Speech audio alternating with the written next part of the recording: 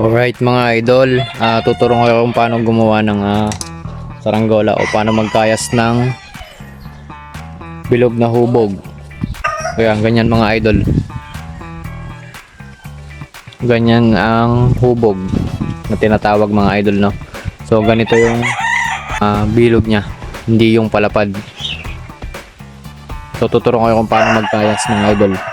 So meron tayo ditong kakayasin yung kabiyak nitong isang hubog na to. Yan mga idol. So ang ganitong kayas is tinatawag natin na flat kite o yung pangkitay mga idol, no. So yun, tuturuan ko kung paano magkayas.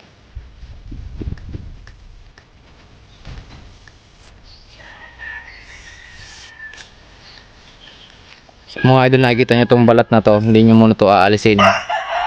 So yung mga pangkaraniwan na saranggola, inaalis agad to, pinaninipis agad. So yung mga ganon, palapad yung kayas. So yung tinatawag natin ng flat kite is pabilog ng kayas. So ito munang gilid yung ating kakayasin.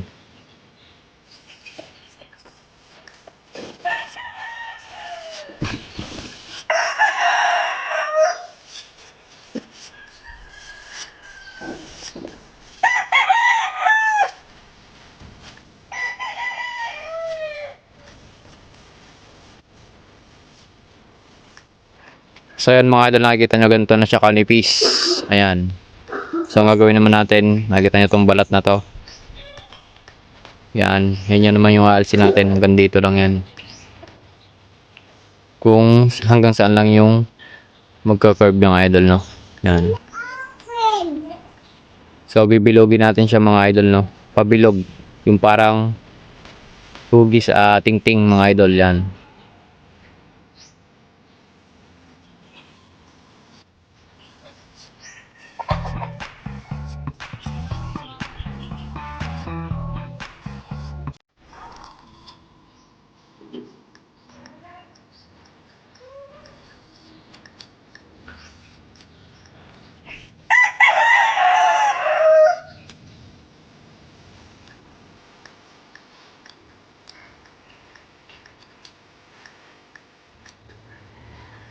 So mga idol, huwag nyo kakalimutan na magkasinlaki yung magkabilang dulo.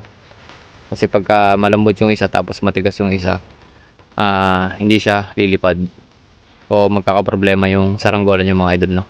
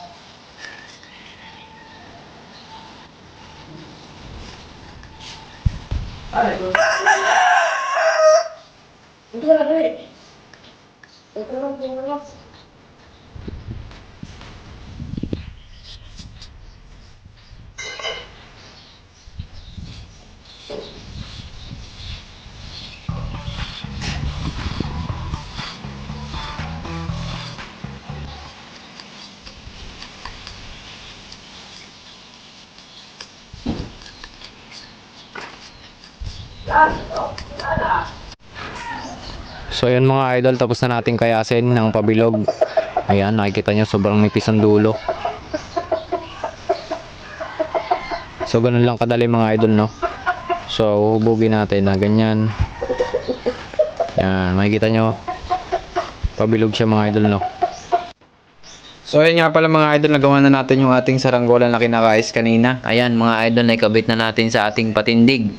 So itong patindig, madali na lang tong kayasin. So depende na lang sa inyo kung gaano kalaki yung gagawin nyo. Nakadepende yun sa hubog, kung gaano kalaki yung patindig nyo.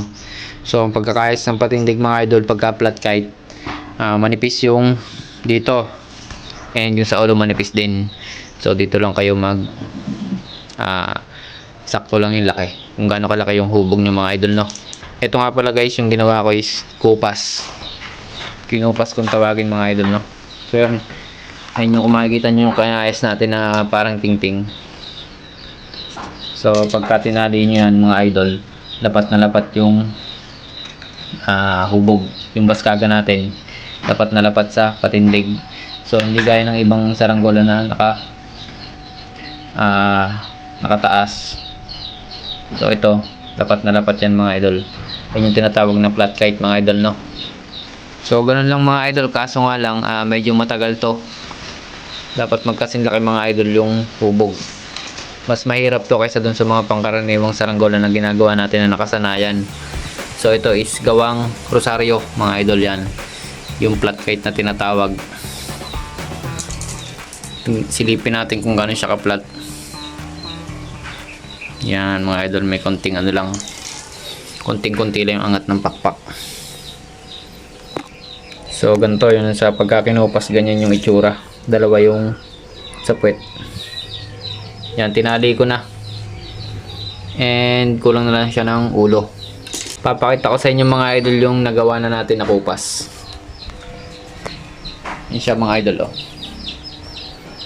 So ganyan yung magiging itsura niyan mga idol, yung flat kite na ginagawa natin na yon. Yan, ganyan yung magiging itsura. Isin natin.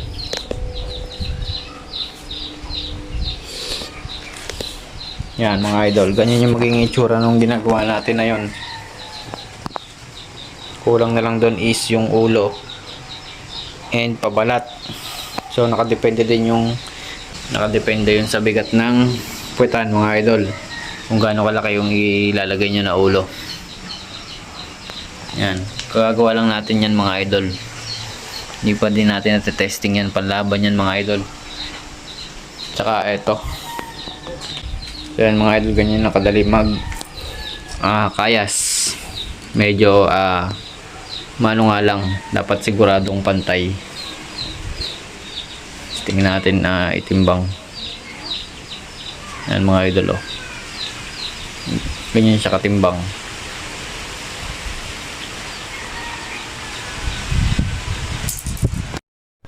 So yan mga idol, tapos na nating pabalatan. Ayan, gawa na yung ating flat kite. So sana may natutunan kayo sa ating tutorial. And maraming salamat sa panonood at sa mga walang sawang sumusuporta sa Kaburao TV. So see you sa next vlog natin mga idol, and peace out.